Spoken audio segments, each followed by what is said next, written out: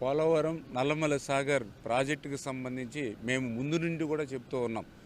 ఏదైతే ప్రతి సంవత్సరం కూడా గోదావరి వరద జలాలు వృధాగా 3000 టీఎంసీల నీరు సముద్రంలో కలిసిపోతుందో ఆ నీటిలోనే వరద కాలం 100 రోజుల్లో రోజుకి 2 టీఎంసీలు చెప్పిన ఓన్లీ 200 టీఎంసీలు మాత్రమే మేము ఉపయోగించుకుంటాం. ఇంకా 2800 టీఎంసీలు సముద్రంలో ఉప్పు నీటిలో కలిసిపోతుందని మొదటి నుంచి మేము చెప్తూ ఉన్నాం.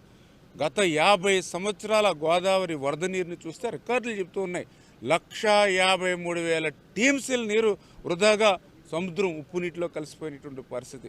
అంతెందుకు ఈ సంవత్సరం చూసినా కూడా మరి 4,600 టీఎంసీల నీరు వృధాగా సముద్రంలో కలిసిపోయేటువంటి పరిస్థితి. అటువంటి వృధాగా సముద్రంలో కలిసిపోతున్నటువంటి నీటి నుండే ఈ పోలవరం నల్లమల సాగర ప్రాజెక్టుకి మేము రూపకల్పన చేశాం. మేము కూడా అడుగుతూ ఉన్నాం.